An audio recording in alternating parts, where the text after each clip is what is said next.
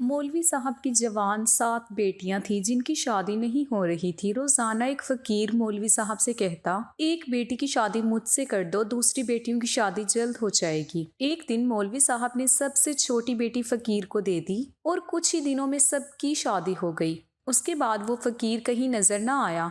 काफी साल गुजर गए तो एक दिन मौलवी साहब बाजार से गुजर रहे थे कि उसकी 7 बेटियां फकीर के साथ लोगों के अपने चैनल पर हम आपको खुशामदीद कहते हैं। इस दिलचस्प कहानी को मुकम्मल सुनने के लिए हमारे इस चैनल को सब्सक्राइब कर दें और कहानी को मुकम्मल सुनें। मैं एक मौलवी था, मस्जिद की इमामत करवाता था और मदरसे में हिफ्स और तजवीज़ भी बच्चों को करवाता था। मस्जिद के बराबर में ही मुझे मदरसे की मालकिन ने 2 कमरों का मकान दे रखा था। मेरे माली हालात ज़्यादा अच्छे न थे, यहाँ तक कि मैं ज़कात और खैरात भी लोगों से ले लेता था, क्योंकि मस्जिद के हदिये से मेरा और मेरे घर का गुजर बसर बेहद मुश्किल था। इस महंगाई के दौर में जहाँ 2 बच्चों की परवरिश करना भी एक इम्तिहान बन चुका है, मेरी तो जवान 7 बेटियां थीं जिन्हें मैंने कुरान और दीन की तालीम से ही आरास्ता किया था। स्कूल की उन्होंने शक्ल भी नहीं देखी थी। 2 वक्त की रोटी के अलावा मैं उन्हें मज़ीद सहूलतें देने से कासिर था। मेरी अहलिया इंतकाल कर चुकी थी। मैं अकेला ही इस जिम्मेदारियों से निपटने के लिए रह गया था। मेरी सारी बेटियां खुश अकल थीं, लेकिन जहेज ना होने की वजह से उनके रिश्ते नहीं हो रहे थे। मैं अपनी बच्चियों की शादियों की वजह से बेहद परेशान था। एक दिन मेरे साथ कुछ अजीबो गरीब सा वाकया हुआ। मैं शाम के वक्त लोगों के घरों में कुरान पाक पढ़ाने जाता था। इससे मुझे अच्छा हदिया मिल जाता था। मैं एक घर पढ़ाने जा रहा था जब मैंने रास्ते में फुटपाथ पर एक फकीर को बैठे हुए देखा, जिसके पास बहुत से लोग बैठे हुए थे। उसे अपने मसाइल बता रहे थे। उनमें से एक शख्स कहने लगा कि मेरी 4 बेटियां ही हैं, बेटा कोई नहीं है और मुझे बेटा चाहिए। वो फकीर मेरी ही उम्र का होगा। उस शख्स को कहने लगा कि अपनी एक बच्ची तू मुझे दे दे, देख फिर कैसे तेरे घर नरीना बच्चों की लाइन लग जाएगी। मुझे उस फकीर की बात सुनकर बहुत हैरत हुई थी कि ये फकीर क्या मांग रहा था। लोग फकीरों को पैसे दे सकते थे या फिर खाना, अपनी औलाद कौन दे सकता है?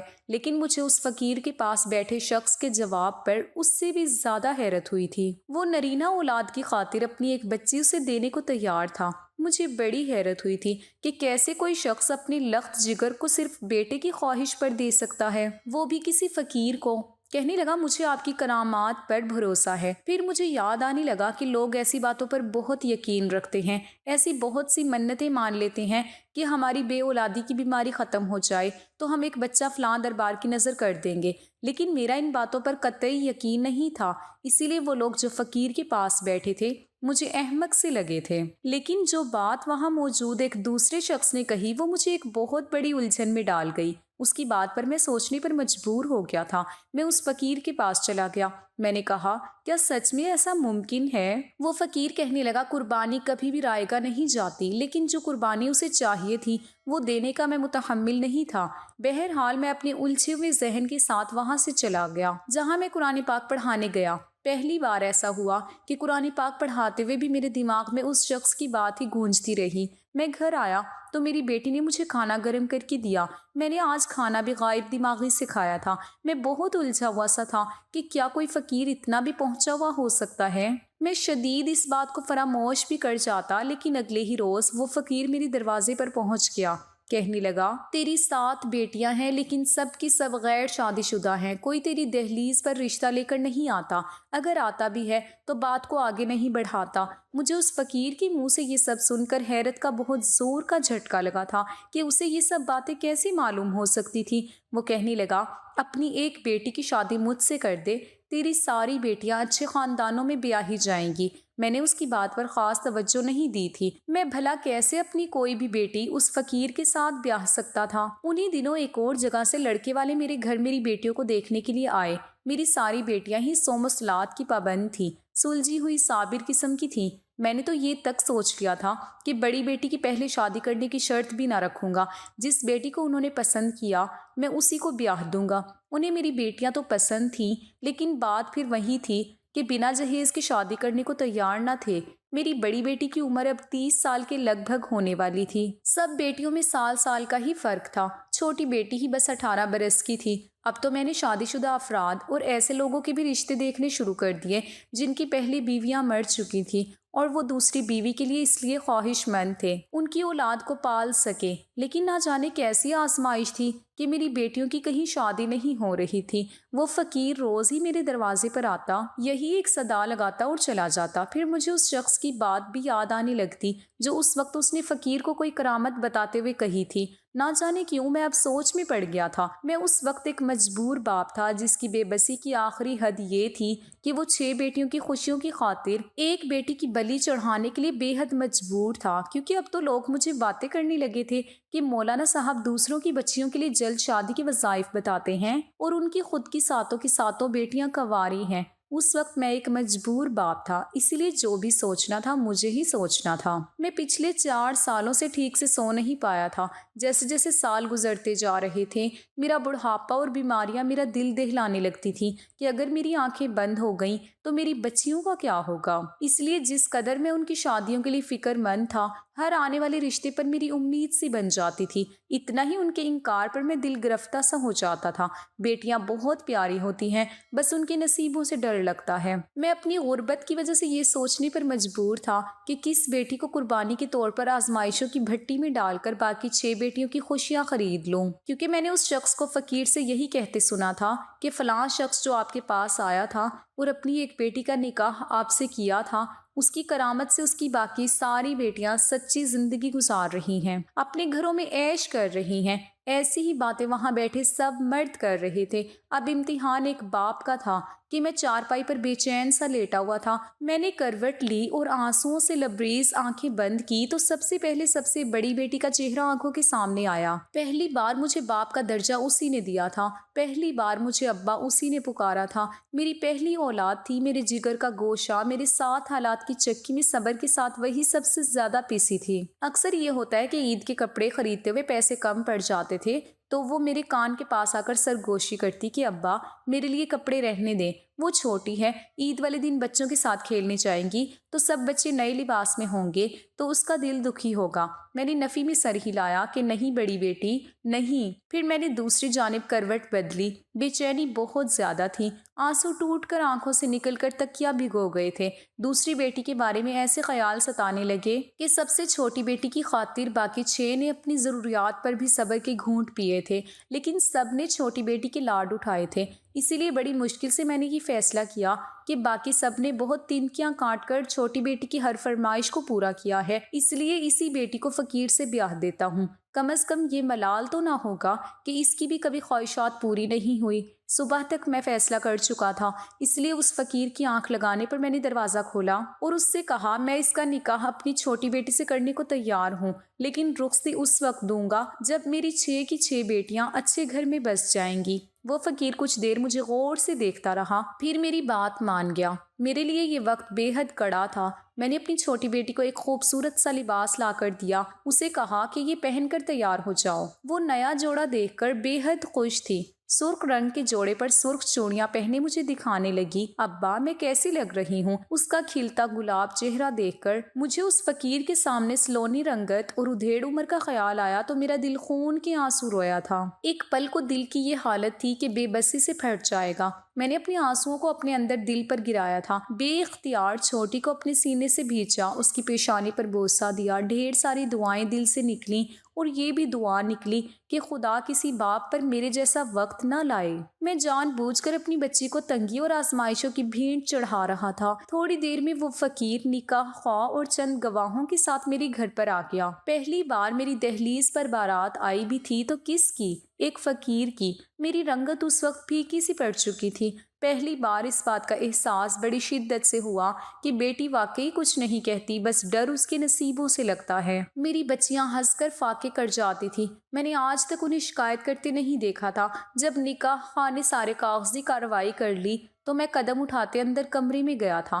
میں نے سب بچیوں کو دوسرے کمرے میں بھیج دیا اور سب سے چھوٹی بیٹی کے پاس سر جھکائے بیٹھ گیا، اس کے سامنے ہاتھ جوڑے اور پھوٹ پھوٹ کر روتے ہوئے معافیا مانگنے لگا۔ میں نے کہا مجھے معاف کر دے چندا، تیرا باپ بہت مجبور تھا، اس لیے تیرا نکاح میں ایک فقیر سے کرنے لگا ہوں، اسے میری مجبوری سمجھ کر اپنے باپ کو معاف کر دینا۔ میری بات سن کر میری بیٹی کا مسکراتا چہرہ پڑا تھا۔ اس فقیر کی بگڑی حالت تو میری بچی بھی دیکھ چکی تھی۔ مجھے لگا وہ روئے گی، میری منت کرے گی، کہے گی ابا میرا کیا قصور ہے، مجھے کیوں جان بوجھ کر ایک عذاب میں مبتلا کرنے جا رہے ہو؟ باپ تو ایسا کبھی نہیں کرتا، پھر تم کیوں مجھے اس آزمائش میں ڈال رہے ہو؟ لیکن وہ چپ تھی، ایسے جیسے کوئی پتھر کا مجسمہ۔ پھر اس نے اپنے ہاتھوں سے میرے لرزتے ہوئے جڑے ہاتھ تھامے، اپنی آنکھوں میں جھلملانے والے آنسو اس نے باہر نہیں آنے دیے، ایک کڑوے گھونٹ کی طرح اندر ہی پی گئی تھی۔ پھر میرے بہتے آنسو کو اپنے ہاتھوں سے صاف کیا، کہنے لگی بس ابا اتنی سی بات تھی۔ مجھے تو خوشی ہوئی کہ میرے ابا نے مجھے اس قابل سمجھا، مجھے کوئی اعتراض نہیں ہے۔ ابا آپ جہاں کہیں گے میں وہیں نکاح کر لوں گی اور کبھی آپ سے شکوہ نہیں کروں گی۔ اس کی آواز میں واضح نمی تھی، لیکن کمال ضبط تھا میری بچی کا کہ اس نے آنسو آنکھوں سے بہنے نہیں دیے، میرا کانپتا ہاتھ پکڑ کر چوما تھا۔ کہنے لگی جائیں نکاح خواہ کو میری رضامندی دے دیں۔ میں اگر کچھ دیر وہاں بیٹھتا تو نکاح کرنے سے پھر جاتا، اسی لیے اٹھ کر باہر آ گیا۔ میری بیٹی کا نکاح اس فقیر سے ہو گیا، پھر وہ گھر سے باہر چلا گیا۔ میری چھوٹی بیٹی چپ چپ سی رہنے لگی تھی، ورنہ وہ تو میرے گھر کی اصل رونق تھی، لیکن میں اسے نظریں چرانے لگا تھا جیسے میں اس کا مجرم ہوں۔ میری بڑی بیٹی کا رشتہ چند دن بعد ہی آ گیا اور بنا جہیز کے طے بھی ہو گیا۔ اس کا نکاح ہوتے ہی رخصتی بھی ہو گئی۔ مجھے یقین نہیں آ رہا تھا کہ ایسا بھی ہو سکتا تھا۔ میں نے تو یہی سوچا تھا کہ اگر اس فقیر کی بات جھوٹی نکلی تو اپنی بیٹی کی رخصتی نہیں کروں گا اور طلاق دلوا دوں گا، لیکن میری بڑی بیٹی بڑے اچھے گھرانے میں جا چکی تھی۔ اسی طرح ہر ماہ میری ایک بیٹی کا رشتہ آتا اور وہ بنا جہیز کے میری بچی کو بیاہ کر لے جاتے۔ 6 ماہ میں نے اپنی 6 بیٹیاں بیاہ دی تھی، اب بس چھوٹی بیٹی کی رخصتی ہی رہ گئی تھی۔ وہ فقیر اب آیا تو مجھ سے پوچھنے لگا کہ اب تو تمہیں میری کرامت پر یقین آ گیا ہوگا مولانا۔ میں نے اس کی بات پہ سر ہلا دیا۔ میری امانت مجھے دے دو۔ میں نے کہا میرا گھر خالی ہو گیا ہے، چند دن میری بچی کو میرے پاس رہنے دو۔ وہ میری یہ بات بھی مان گیا۔ اندر سے میرا دل زخمی سا ہو چکا تھا۔ میرا دل نہیں چاہ رہا تھا کہ میری بچی اس فقیر کے ساتھ رخصت ہو کر جائے، لیکن اپنی زبان سے پھر جانے کا مطلب تو یہ تھا کہ باقی کی بچیاں بھی واپس میری دہلیز پر آ جاتی۔ اسی لیے میں نے چند دن بعد کڑوے دل سے اپنی بیٹی اس فقیر کے ساتھ رخصت کی تھی، تو ایسے ہی گزر گئے۔ مسجد اور مدرسے کی ذمہ داریوں میں اپنی بیٹیوں کو یکسر انداز کر گیا تھا، لیکن پھر سوچا کہ مجھے اپنی بڑی بیٹی سے ملنے کے لیے جانا چاہیے کہ میں شادی کرنے کے بعد بچیوں سے ملنے گیا ہی نہیں۔ پہلے میں نے اچھے اچھے پھل خریدے، پھر صاف ستھرا لباس پہنا اور رکشے میں بیٹھ کر بڑی بیٹی کے سسرال پہنچ گیا۔ لیکن حیرت کا جھٹکا لگا جب میں دروازہ بجا بجا کر میرے ہاتھ دکھنے لگے، لیکن دروازہ کسی نے نہیں کھولا۔ مجھے پہلے بھی یہ خیال آیا کہ ہو سکتا ہے کہ کہیں گئے ہوں، لیکن کوئی تو ہوتا۔ مجھے پریشانی سے لاحق ہونے لگی تھی۔ میں گلی میں کھیلتے بچوں کو روک کر پوچھنے لگا کہ یہ کہاں گئے ہیں۔ مجھے یہ تھا کہ شاید انہیں معلوم ہوگا،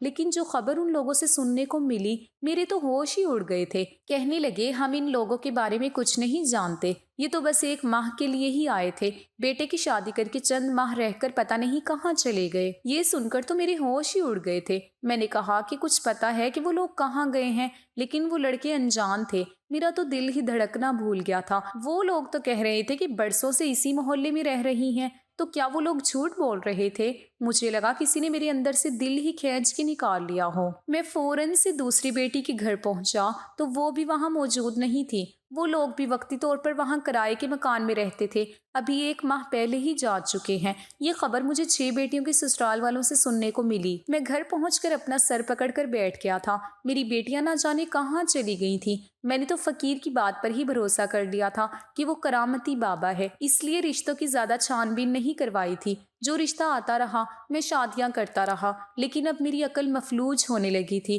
میں اپنی سب بچیوں کو اپنے ہاتھوں سے کھو چکا تھا۔ مجھ جیسا بھی بدنصیب باپ کوئی نہ ہوتا ہوگا۔ میں نے یہی سمجھا کہ ایک بیٹی کی یوں قربانی دینے سے میری باقی کی ساری بیٹیاں سکھ کی زندگی گزاریں گی، لیکن میری تو بیٹیاں ہی نہ جانے کہاں چلی گئی تھیں۔ میں اب انہیں کہاں ڈھونڈوں گا؟ میں بے حد پریشان تھا۔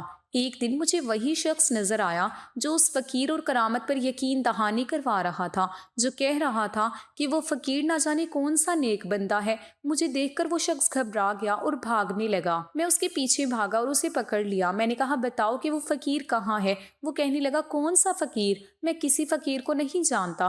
میں نے کہا جس کی تم کرامات اس دن اونچی آواز میں سنا رہے تھے۔ کہنے لگا مجھے معاف کر دو، مجھے تو اس کام کے لیے اس شخص نے پیسے دیے تھے۔ یہ سن کر تو میں چکرا کر رہ گیا تھا۔ وہ شخص یہ سب مجھے دکھانے کے لیے کر رہا تھا، مجھے پھنسا کر میری بچیوں کو مجھ سے ہتھیانا چاہتا تھا، اور وہ اس کام میں کامیاب بھی ہو چکا تھا۔ میں رونے لگا کہ نہ جانے میری بچیاں کس حال میں ہوں گی، کہاں ہوں گی۔ چند ماہ ایسے ہی گزر گئے، میں اب ہر وقت روتا رہتا تھا۔ میری کل کائنات میری بچیاں ہی تو تھیں، میں انہیں کہاں ڈھونڈتا۔ 6 ماہ کے بعد مجھے لاہور جانا ہوا تو میں نے وہاں اس شخص کو دیکھا جو اس فقیر کے ساتھ تھا۔ ایک پل کے لیے تو میرا دماغ ہی چکرا گیا۔ میری 7 بیٹیاں اس کے ساتھ تھیں اور اجڑے ہوئے حلیے میں تھی۔ میں بھاگم بھاگ جب ان تک پہنچنے لگا تو وہ فقیر انہیں کھائے روف میں بٹھا چکا تھا۔ میں نے ایک رکشہ لیا اور اس ہائی روف کا نمبر میں نے یاد کر لیا تھا۔ وہ ہائی روف ایک پرانے سے گھر کے سامنے رکی تھی۔ وہ میری بچیوں کو اس گھر کے اندر لے گیا۔ میں کہیں چھپ گیا۔ جب وہ شخص اس گھر سے باہر نکلا تو میں اس گھر کی دیوار پھلانگ کر دوسری جانب اترا تو اس وقت وہاں باہر صحن میں کوئی نہ تھا۔ میں بڑی احتیاط سے اندر جا رہا تھا۔